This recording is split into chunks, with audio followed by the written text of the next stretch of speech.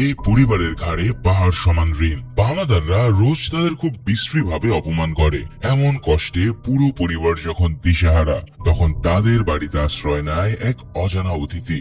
এই অতিথি কোনো সাধারণ কেউ নয়, কেননা তার কাছে আছে সুটকেস ভর্তি টাকা আর স্বর্ণ।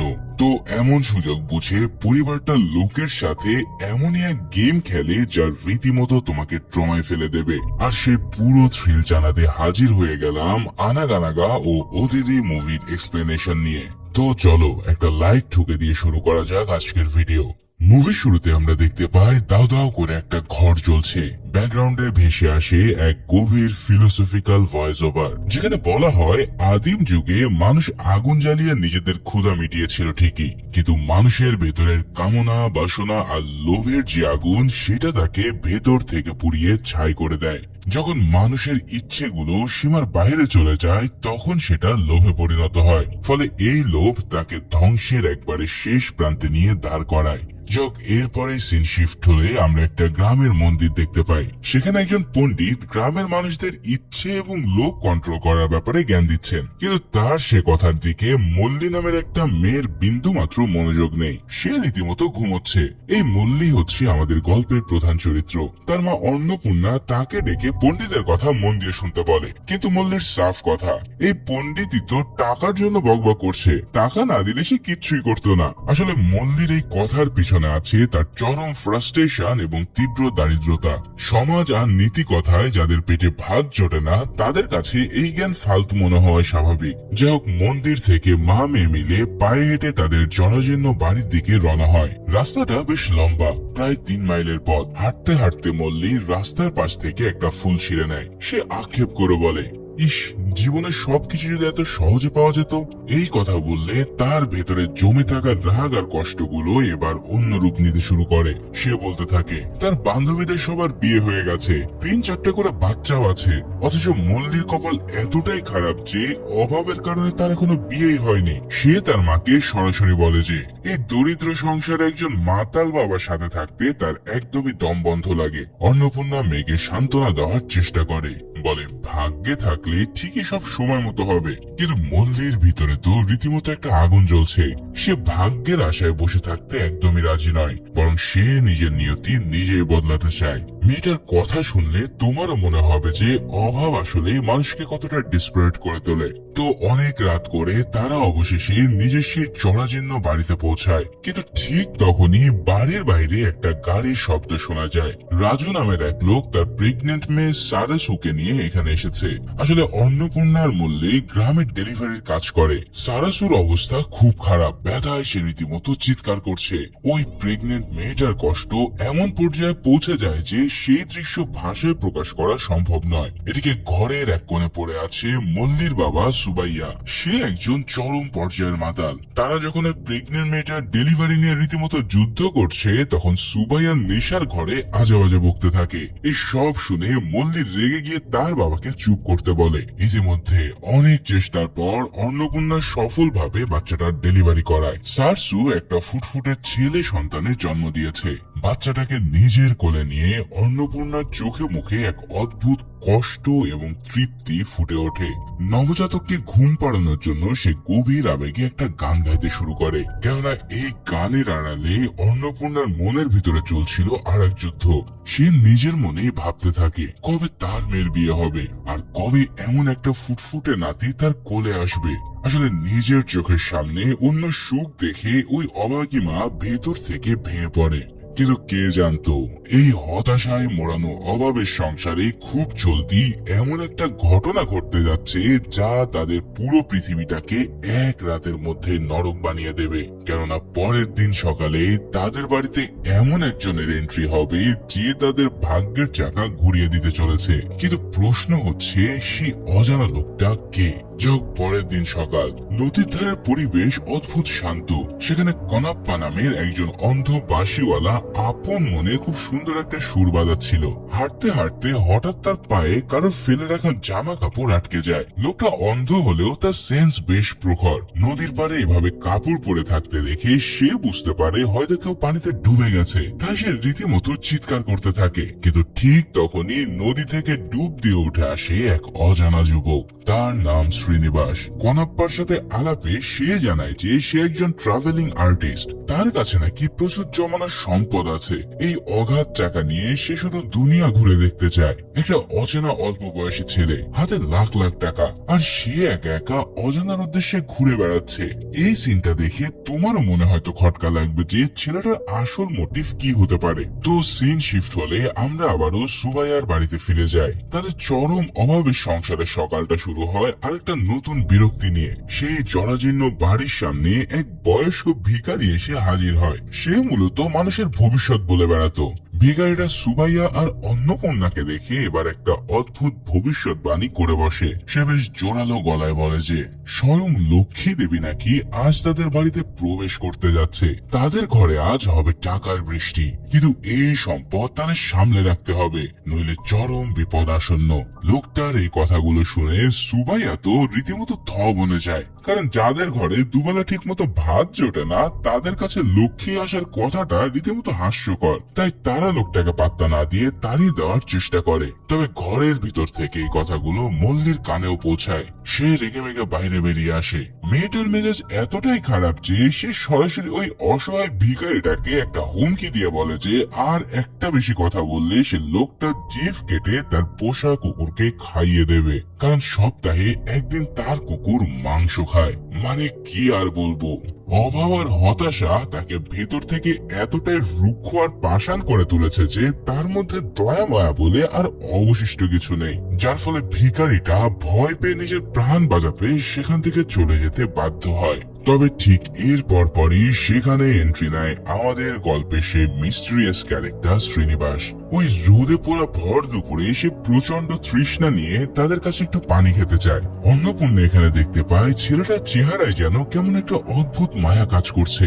তখন শ্রীনিবাস তাকে জানায় যে সে একজন আর্টিস্ট, গ্রামে গ্রামে ঘুরে নিউজ পেপারের জন্য কার্টুন আঁকে। কথা বলতে বলতে সে তাদের কাছে এবার একটা অদ্ভুত দাবি করে বসে। শ্রীনিবাস বলে যে সামনে শহর তো অনেক দূরে, তাই আজকের রাতটা সে তাদের বাড়িতে কাটানোর জন্য আগ্রহ প্রকাশ করে। এখন অপরিচিত একজন মানুষকে রাতে বাড়িতে থাকতে দেওয়াটা বেশ ঝামেলার। তাই অন্নপূর্ণা প্রথমে একটু ইতস্তত করে। তার চোখে মুখে একটা ভয় আর অস্বস্তি পরিষ্কার ফুটে ওঠে, কেননা বাড়িতে তার অবিবাহিত যুবতী মেয়ে রয়েছে। এমন একটা পরিবেশে অচেনা কাউকে জায়গা দেওয়াটা আসলে অনেক বড় একটা রিস্কের ব্যাপার। কিন্তু শ্রীনিবাস তাদের আশ্বস্ত করে বলে যে সে বাইরের খোলা বারান্দাতে ঘুমিয়ে পড়বে, আর তারা যা খাবে তার থেকে একটু দিলে তার পেট ভরে যাবে। এখন তার ওই শান্ত চেহারা দেখে শেষমেশ সুবাইয়ার পরিবার তাকে থাকতে দিতে রাজি হয়। ইতিমধ্যে সন্ধ্যা ঘনায়, আর তখনই সুবাইয়া তার আসল লোভী রূপ দেখানো শুরু করে।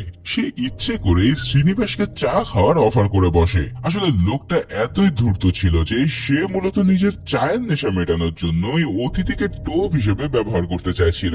অন্নপূর্ণা তো স্বামীর এমন আবদার শুনে রীতিমতন শকড হয়ে যায়। সে স্বামীকে ধমক দিয়ে মনে করিয়ে দেয় যে তাদের ঘরে চা পাতা তো দূরে থাক, ভাত পর্যন্ত নেই। এই কথা শুনে শ্রীনিবাসের মনে একটু মায়া সৃষ্টি হয়। তাই সে পকেট থেকে বেশ কিছু টাকা বের করে সুবাইয়াকে দেয় চা পাতা আনতে। আর সুবাইয়া টাকা পেয়ে মনের খুশিতে সাইকেল নিয়ে বেরিয়ে পড়ে চা পাতার উদ্দেশ্যে। এদিকে মল্লি গরুর দুধ দেওয়ানোর জন্য বাড়ির উঠোনে আসে। সেখানে দেখা যায় শ্রীনিবাস তাদের ঘরের চারপাশটা কেমন অদ্ভুত ভাবে দেখছিল। ঠিক তখনই তাদের দুজনের মধ্যে একটা ছোট্ট কথোপকথন হয়। শ্রীনিবাস তাকে জিজ্ঞেস করে যে তার আসল নাম কি। তখন মেয়েটা একটু বিরক্তি নিয়ে উত্তর দেয় তার নাম মল্লিকা, তবে বাবা মা তাকে মল্লি বলে ডাকে। শ্রীনিবাস এবার খুব স্মার্টলি জিজ্ঞেস করে যে সে তাকে কি বলে ডাকবে। তখন মল্লি জানায় যে তার যা ইচ্ছা সে ডাকতে পারে। এরপর দেখা যায় শ্রীনিবাস ঘরের এক কোণে রাখা একটা ভারী কাঠের ডাম্বেল হাতে নিয়ে কসরত শুরু করেছে।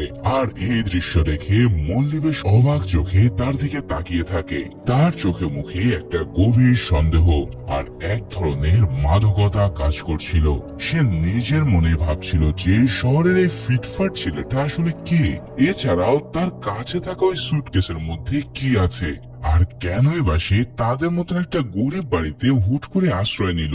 এরপর আমরা দেখতে পাই সুবাইয়া চা পাতা নিয়ে বাড়ি ফিরে এসেছে। তার আনা পাতা দিয়ে চা বানানোর পর শ্রীনিবাস খুব তৃপ্তি করে সে চা খাচ্ছে। ঠিক সেই মুহূর্তে সুবাইয়ার ওই ভাঙাচোরা বাড়িতে আগমন ঘটে বীরান্নার। এই বীরান্না হচ্ছে ওই গ্রামের একজন জঘন্য সুদখোর মহাজন। সে উঠোনে পা রেখে সুবাইয়াকে যাচ্ছে তাই বাসায় অপমান করতে থাকে, কারণ সুবাইয়া আগের রাতে তার জমিতে ঠিকঠাক মতো পানি দেয়নি। ঋণ খেলাপি এই পরিবারটি বীরান্নার কাছে কেনা গোলামের মতন হয়ে গেছে। বীরান্না শুধু অপমান করে ক্ষান্ত হয় না, বরং তার লোলুপ দৃষ্টি গিয়ে পড়ে অল্প বয়সী মল্লির উপর। সে সুবাইয়াকে ইনডিরেক্টলি বুঝিয়ে দেয় যে মল্লিকাকে যদি তার হাতে তুলে দেওয়া হয় বা তার সাথে বিয়ে দেওয়া হয় তাহলে সে তাদের সব ঋণ মাফ করে দেবে। একজন বাবার সামনে তার অবিবাহিত মেয়েকে নিয়ে এমন নোংরা ইঙ্গিত। কিন্তু মল্লি তো আর 10টা সাধারণ মেয়ের মতন মুখ বুঝে সহ্য করার পাত্র নয়। তার ভেতরে আগে থেকে অনেক ক্ষোভ জমা হয়ে আছে। তাই সে বীরান্নাকে সরাসরি কিছু না বলে নিজের পোষা কুকুরকে দুধ খাওয়াতে খাওয়াতে তাকে চরম অপমান করে। সে কুকুরকে উদ্দেশ্য করে বেশ কড়া গলায় বলে বেশি বাড়াবাড়ি করলে সে কুকুরের জিভ কেটে নেবে। আসলে ইনডিরেক্টলি সে বীরান্নাকে কুকুর বলে গালি দিচ্ছিল। সব বুঝতে পারার পর ওই মহাজন অপমানিত হয়ে সেখান থেকে রেগে চলে যেতে বাধ্য হয়। যাই এই পুরো ড্রামাটা শ্রীনিবাস খুব মনোযোগ দিয়ে বারান্দায় বসে দেখছিল। বীরান্না চলে যাওয়ার পর সে সুবাইয়ার কাছে ওই বদমাশ লোকটার পরিচয় জানতে চায়। তখন সুবাইয়া তার জীবনের এক করুণ ট্র্যাজেডির কথা শেয়ার করে। সে জানায় যে এক সময় সে এই গ্রামের সবচেয়ে ধনী ব্যক্তি ছিল। তার নিজের প্রায় 9 একর কৃষি জমি ছিল, কিন্তু ভাগ্যের নির্মম পরিহাসে একের পর এক অসুখ আর চিকিৎসার পাহাড় সম খরচ মেটাতে গিয়ে তাদের সব বিক্রি করে দিতে হয়েছে, যার ফলে আজ তারা নিজের জমিতেই বীরান্নার দিন মজুর হিসেবে কাজ করতে বাধ্য হয়। এই দুঃখের কথাগুলো শ্রীনিবাস শুনে হঠাৎ তাদের জিজ্ঞেস করে বসে, আচ্ছা ওই জমি ছাড়াতে আপনাদের ঠিক কত টাকা দরকার? উত্তরে সুবাইয়া একটা দীর্ঘশ্বাস ফেলে জানায় আসল আর সুদ মিলে প্রায় 60,000 টাকার মতো লাগবে। কিন্তু ঠিক তখনই ঘটে মুভির সবচেয়ে মাইন্ড ব্লোয়িং ঘটনাটা। শ্রীনিবাস ঘরের ভিতরে গিয়ে তার সেই অদ্ভুত চামড়ার ভারী সুটকেসটা নিয়ে আসে। এরপর সবার সামনে সে ওই রহস্যময় সুটকেসটা ধীরে ধীরে খুলতে শুরু করে। আর সেটা খোলা মাত্রই সুবাইয়ার পুরো ফ্যামিলির রক্ত যেন হিম হয়ে যায়, কারণ ওই সুটকেসের ভিতরে থরে থরে সাজানো রয়েছে টাকার বান্ডিল আর চকচকে সোনার গহনা। এখানে শ্রীনিবাস তাদের জানায় যে সে একজন এতিম ছেলে। সে নিজের চেষ্টায় এই বিপুল পরিমাণ সম্পদ কামিয়েছে। সে তার এই টাকাগুলো দেখাচ্ছে কোনো অহংকারের জন্য নয়, বরং তাদের মোটিভ করার জন্য।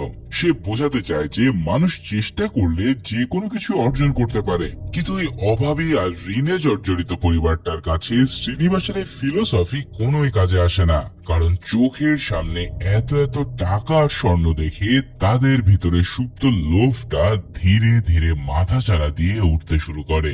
আর মুভির ঠিক এই জায়গাতে একটা দারুণ সাইকোলজিক্যাল সিম্বলিজম দেখানো হয়। ঘরের ছাদ থেকে হঠাৎ একটা টিকটিকি খসে পড়ে। এই টিকটিকিটা প্রথমে মল্লির বাঁ কাঁধে পড়ে আর এরপরে ছিটকে গিয়ে পড়ে শ্রীনিবাসের ডান হাতের উপর। আসলে প্রাচীন গ্রামীণ কুসংস্কার অনুযায়ী মেয়েদের বাঁ কাঁধে টিকটিকি পড়া মানে স্বয়ং লক্ষ্মী বা বিপুল সম্পদের আগমন। অন্যদিকে ছেলেদের ডান হাতে টিকটিকি পড়া মানে তার মৃত্যু অবধারিত।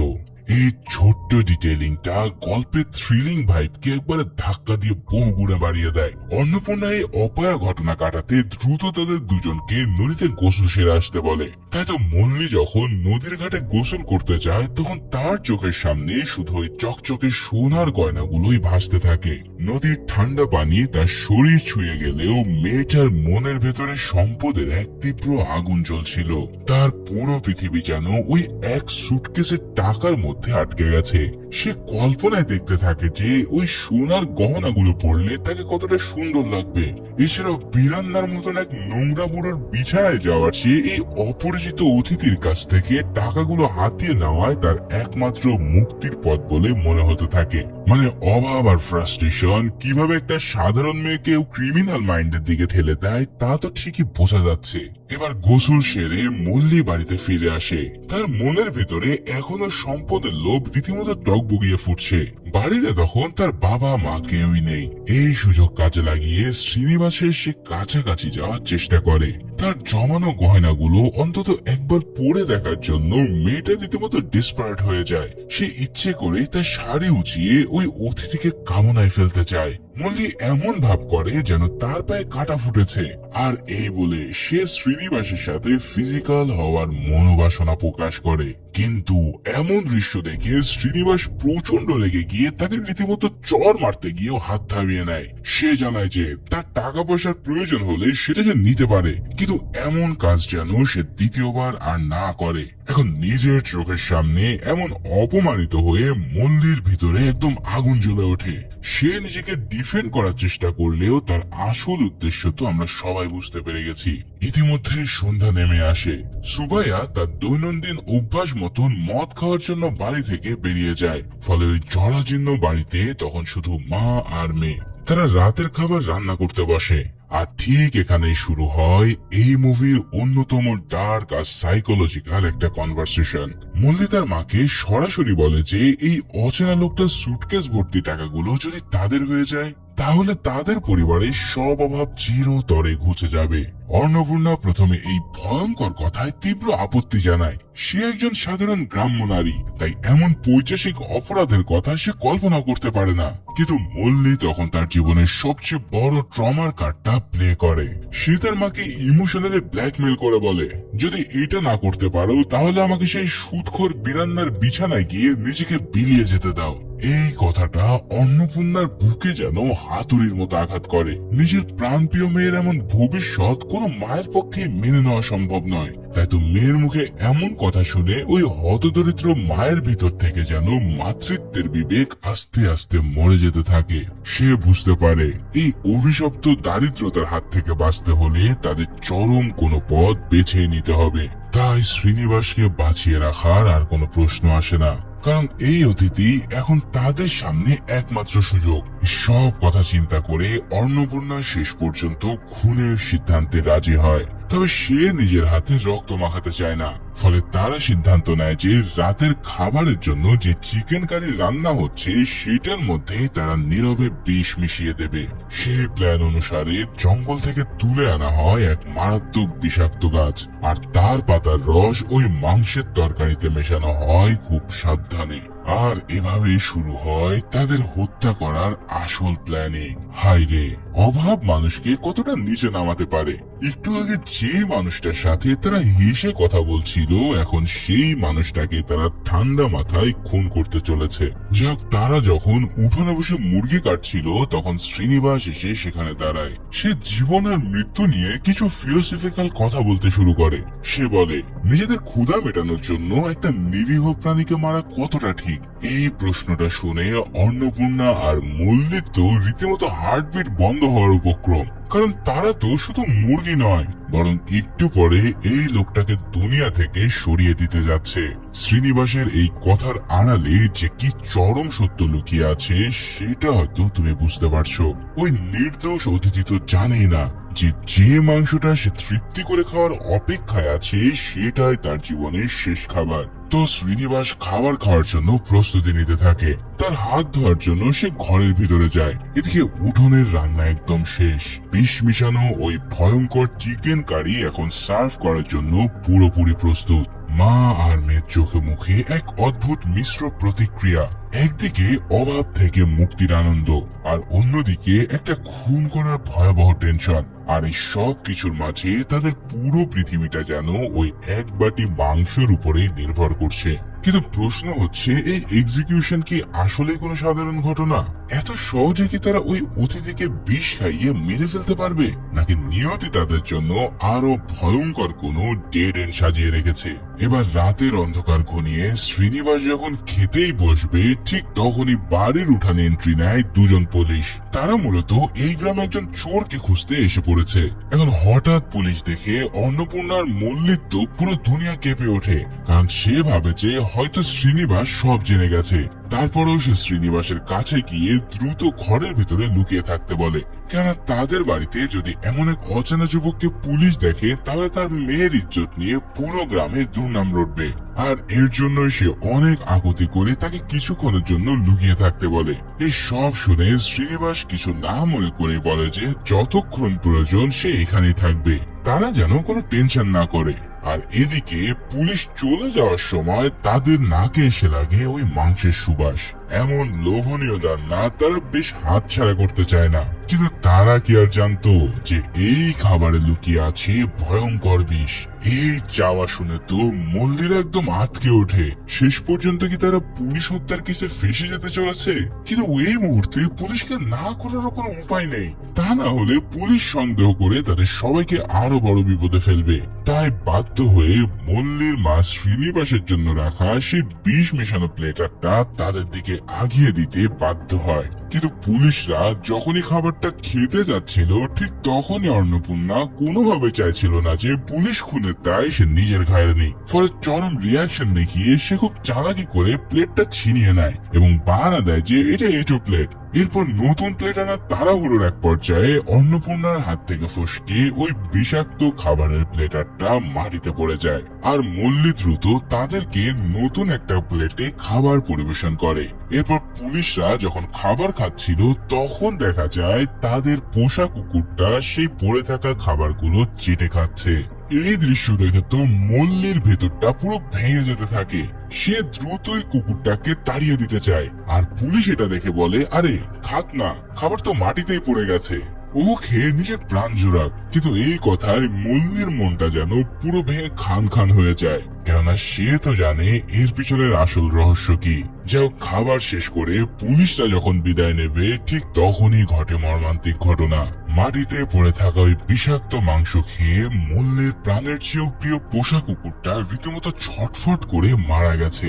নিজের চোখের সামনে এমন নির্মম মৃত্যু দেখে অন্নপূর্ণার ভিতরে যেন মাতৃত্বের বিবেকটা আবারও জেগে ওঠে। সে বুঝতে পারে একটা সামান্য প্রাণের মৃত্যু যখন এতটা বিভৎস, তখন একজন জ্যান্ত মানুষকে খুন করাটা কত ভয়ানক হতে পারে। তাই তো অন্নপূর্ণা ওই অতিথিকে আর বিষ না খাওয়ানোর সিদ্ধান্ত নেয়। সে শ্রীনিবাসকে একদম ফ্রেশ আর ভালো খাবার খেতে দেয়। এরপর শ্রীনিবাসও পেট ভরে খাওয়ার পর কৃতজ্ঞতায় অন্নপূর্ণার পা ছুঁয়ে প্রণাম করে। তারপর নিজের মনে একটা আত্মতৃপ্তি নিয়ে শ্রীনিবাস চলে যায় শান্তিতে ঘুমাতে। কিন্তু মল্লির ভেতরে তখন রীতিমতো বারুদ চলছে। মেয়েটা এতটাই ডেসপারেট হয়ে উঠেছে যে তার কাছে এখন কুকুর মরে যাওয়ার কষ্ট ছাপিয়ে ওই টাকার সুটকেসটাই একমাত্র লক্ষ্য। সে তার মাকে অপমান করতে শুরু করে। মল্লি বলে, নিজের জন্ম দেওয়া মেয়ের ভবিষ্যতের চেয়ে তোমার কাছে একজন অচেনা লোকের জীবনের মূল্য অনেক বেশি, তাই না? ঠিক আছে, ঋণ শোধ করতে না পারলে আমি নিজেই বিরান্নার কাছে গিয়ে নিজের সব বিলিয়ে দেব। নিজের চোখের সামনে প্রাণপ্রিয় মেয়েকে একজন মহাজনের বিছানায় যাওয়ার কথা বলতে শুনে তার পৃথিবী ওলট পালট হয়ে যায়। আর এই চরম সত্য ঘটতে পারে বিধায় সে আবারও খুন করার সিদ্ধান্তে অটল থাকে। এভাবে রাতের নিস্তব্ধতায় যখন পুরো গ্রামকে গ্রাস করেছে তখন মল্লি হাতে তুলে নেয় এক ধারালো ছুরি। এই সেই ছুরি যেটা দিয়ে গতকাল রাতে একটা বাচ্চা ডেলিভারি করা হয়েছিল, আর আজ সন্ধ্যায় কাটা হয়েছিল সেই মুরগি। কিন্তু এখন সেই একই অস্ত্র দিয়ে সে একজন মানুষের জীবন কেড়ে নিতে যাচ্ছে। মল্লি ধীর পায়ে ঘুমন্ত শ্রীনিবাসের দিকে এগিয়ে যায়। তার ভিতরে ভয় আর লোভ যেন একসাথে পাল্লা দিয়ে বাড়ছিল। ঠিক এমন সময় অন্নপূর্ণা ছুটে এসে মেয়ের হাত চেপে ধরে। সে কোনোভাবে এই পাপের ভাগিদার হতে চায় না, বরং সে মল্লিকে আটকানোর জন্য আপ্রাণ চেষ্টা চালায়। তবে মল্লি তখন পুরোপুরি হিতাহিত জ্ঞান শূন্য। সে তার মাকে সরাসরি হুমকি দিয়ে দেয় যে যদি তাকে আটকানো হয় তাহলে নিজেই ওই ছুরি নিজের গলায় চালিয়ে দেবে। মেয়ের এমন ভয়ানক জেদের কাছে একজন অসহায় মা আর কতক্ষণই বা টিকতে পারে। ফলে অন্নপূর্ণার হাতের বাঁধন হালকা হয়ে আসে। কিন্তু ঠিক তখনই মল্লি আর এক সেকেন্ডও দেরি করে না। সে তার হাতের ওই ধারালো ছুরি দিয়ে ঘুমন্ত শ্রীনিবাসের গলায় মারাত্মক জোরে একটা পোষ বসিয়ে দেয়। শ্রীনিবাসের গলা থেকে ফিকনি দিয়ে রক্ত বেরিয়ে আসে। পুরো বিছানা ভিজে যায় লাল রক্তে।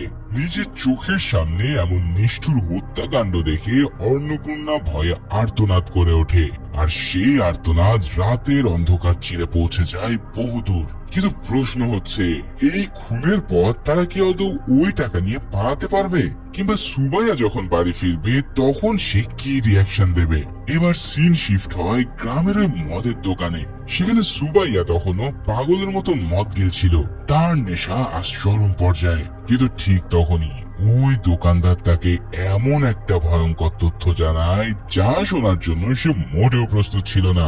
দোকানদার তখন জানায় যে তার দোকানে আজকে একজন অচেনা অতিথি এসেছিল, যে বলেছিল যে সে অনেক বছর পর তার বাড়ি ফিরে যাচ্ছে। আর এই কথা শোনার পর সুবাইয়ার যেন নেশার ঘোর কেটে যায়, কেননা এই ছেলেটার কেউই ছিল না, বরং সে ছিল সুবাইয়ার হারিয়ে যাওয়া নিজের সন্তান চিন্নি কৃষ্ণ। 15 বছর আগে যে ছেলেটা বাড়ি থেকে পালিয়ে গিয়েছিল, সেই এতদিন পর পরিবারের অভাব দূর করতে ফিরে এসেছে। এই কথা শোনা মাত্রই সুবাইয়ার পায়ের তলা থেকে মাটি সরে যায়, তার হাতের মদের বোতল মাটিতে ছিটকে পড়ে। ফলে কোনো দিকে না তাকিয়ে সে পাগলের মতো নিজের বাড়ির দিকে রওনা দেয়। কিন্তু ইতিমধ্যে জরাজীর্ণ বাড়িতে তখন লাশের পাশে দাঁড়িয়ে মার মেয়ে থরথর করে কাঁপছে। ঠিক সেই মুহূর্তে নদীর পাড়ে থাকা ওই অন্ধ কনাপ্পা আর্তনাদ শুনতে পেয়ে সেদিকে ছুটে আসে। দরজার বাইরে চিন্নির জুতো জোরে স্পর্শ করেই সে চিনে ফেলে। সে বুঝে ফেলে যে হয়তো ভয়ঙ্কর কিছু ঘটে গেছে, তাই সে গ্রামের মানুষদের ডাকতে পাগলের মতন ছুটে যায়। অন্যদিকে সুবাইয়া হাঁপাতে হাঁপাতে ঘরের দরজায় এসে পৌঁছায়। তার চোখের দৃষ্টি তখন আতঙ্কে স্থির হয়ে আছে। সে অন্নপূর্ণাকে জিজ্ঞেস করে যে ওই মেহমান কোথায়। তখন অন্নপূর্ণা ভয়ে ভয়ে ইশারা করে ঘরের ভিতরটা দেখায়, আর সেই বিছানায় তখন পড়েছিল তাদের প্রিয় পুত্র চিন্নি কৃষ্ণা। নিজের চোখের সামনে এমন ভয়ানক দৃশ্য দেখে সুবাইয়ার বুক ফেটে কান্না বেরিয়ে আসে। সে আর্তনাদ করে বলে ওঠে যে হাই রে, টাকার লোভে তুই যে ছেলেটার গলা কেটে খুন করেছিস, সে তোর আপন ভাই চিন্নি। এই কথা শোনা মাত্রই অন্নপূর্ণার মল্লির মাথার উপরে যেন আকাশ ভেঙে পড়ে। ভাই রে ভাই, জাস্ট চিন্তা করো, একটা ফ্যামিলি অভাবের তাড়নায় যাকে খুন করলো সে তাদেরই নিজের রক্তের অংশ। মল্লির তো রীতিমতো দম বন্ধ হওয়ার মতো অবস্থা, কেননা তার মনে পড়ে যায় বিকেলের ঘটা সেই জঘন্য ঘটনাগুলোর কথা। টাকার লোভে সে নিজের আপন ভাইকে শারীরিকভাবে প্রলুব্ধ করেছিল। নিজের নোংরা কাজের কথা ভাবতে সে ভিতর থেকে ঘৃণায় কুকড়ে যায়। যাই হোক, ঢুকরে কাঁদতে কাঁদতে অন্নপূর্ণার ছেলের রক্তাক্ত লাশের পাশে একটা ডায়েরি খুঁজে পায়। সেই ডায়েরির পাতা উল্টাতেই বেরিয়ে আসে চিন্নির লেখা চরম কিছু ইমোশনাল কথা। ছোটবেলায় একদিন তার মায়ের চুল কাটার কারণে সে ভীষণ মার খায়, আর সেই রাগ অভিমানে সে বাড়ি ছেড়েছিল।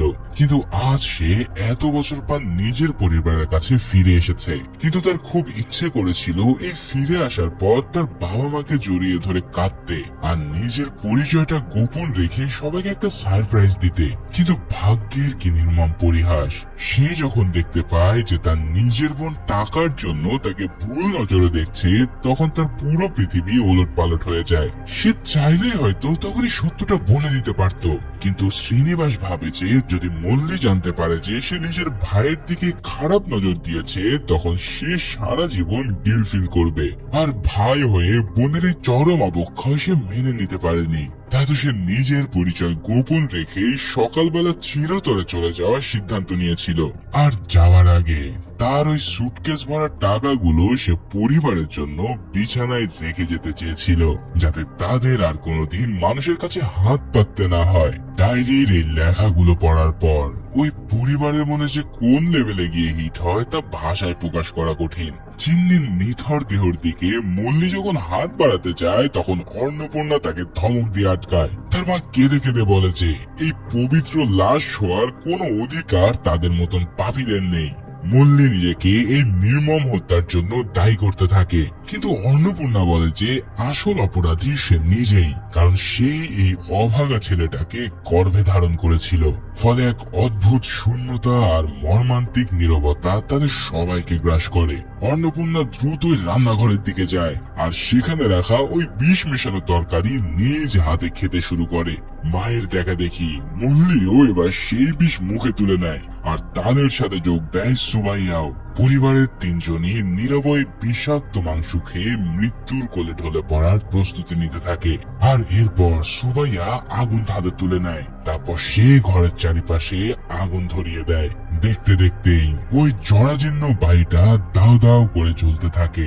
আর ঠিক এই সিনটাই আমরা মুভির একদম শুরুর দিকে দেখেছিলাম। এভাবে মানুষের ভেতরের লোভ আর লালসার আগুন একটা আস্ত পরিবারকে পুড়িয়ে ছাই করে দেয়।